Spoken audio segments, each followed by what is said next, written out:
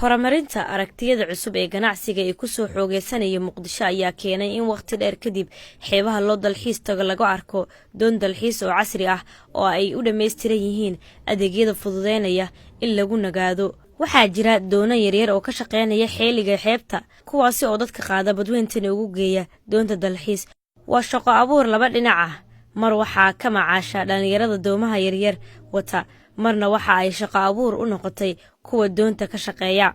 Cabduqaadir Maxamed Ibraahim waa milkiilaha doonta, waxa uu ka sheekeynayaa sida ay ugu dhalatay in xilligan loo baahan yahay doon dalxiis oo casri ah.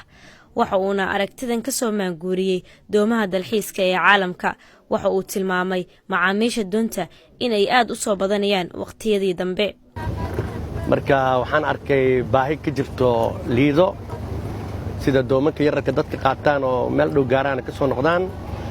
waxaan ku fikirnay aniga oo fikirka igu dhaliyay asxaabteeda ay ka mid yihiin Aamino Maxamed iyo Nuur oo Dubai joogo,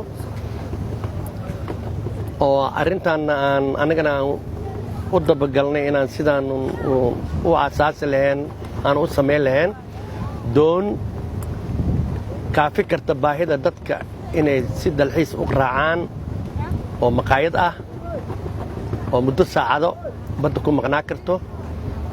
ayadiina waxaa noogu qaadatay muddo 5 ilaa 6 bilood samaynteeda. waa wax aan scratch ka bilownay, eber ka bilownay macnaha. waxaan la hadalnay qaar ka mid ah dhalinyarada u soo dalxiis tagay, waxa ayna ka hadleen waqtiga ay ku qaadanayaan halkan iyo daawashada xeebta qurxoon. waa ku faraxsanahay inaan ka mid noqdo dadkii ugu horeeyay ee meeshan yimaada. waana barnaamij aad u wanaagsan oo loo sameeyay dadka raba inay waqtigooda kaga faa'iideystaan ama ku qaataan waqtiyada ay firaaqada yihiin. runtii waxaan leeyahay qofkii fikradan sameeyay ama curriyay ama barnaamijkan keenay waxa weeye aad buu ugu mahadsan yahay. dadkuna waxaan rajaynayaa inay ka faa'iideysan doonaan.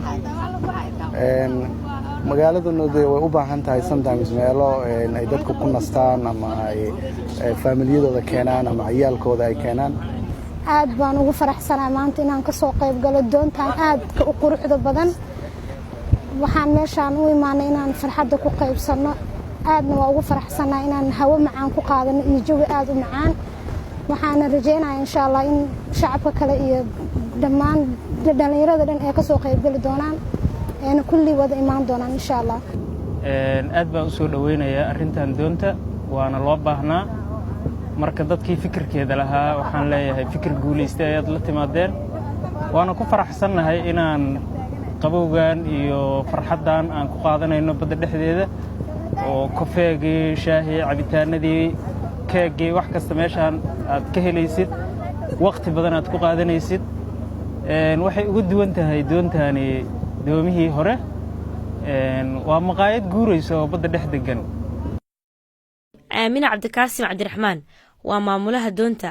waxa ay ka hadlaysaa sida loo maareeyo dadka doonta u soo dalxiis taga loona soo dhaweeyo, maadaama mararka qaar dad badan oo doonta buux dhaafiya ay yimaadaan. doonta waxyaabaha ay dadka service-ka u qabanayso waxaa ka mid ah dadka waa lagu soo dhaweynayaa, waxay siinaysaa cunto. waa sida maqaayad oo kaleeto. qofku markuu soo fadhiisto wuxuu dhiibaa $5, fadhiga $5 waaye. markuu cuntada cunaa cuntada maqaayad waxa oo si caadi cuntada u iibsanaya. waxaa jirta mar la qaadayo $15 oo dadka la socodsiinayo xeebta lagu wareejinayo si dalxiis ahaan. mar kale waxaa jirta oo dadka la wadaayo oo la geynayo jasiiro, ina waa lacag kale, ina waa $30. markay dadka bay group ahaan iskugu xiran yihiin. qofka halkan yimaada waxa uu ku qaadan karaa saacado badan isagoo aan wax caadis dareemin.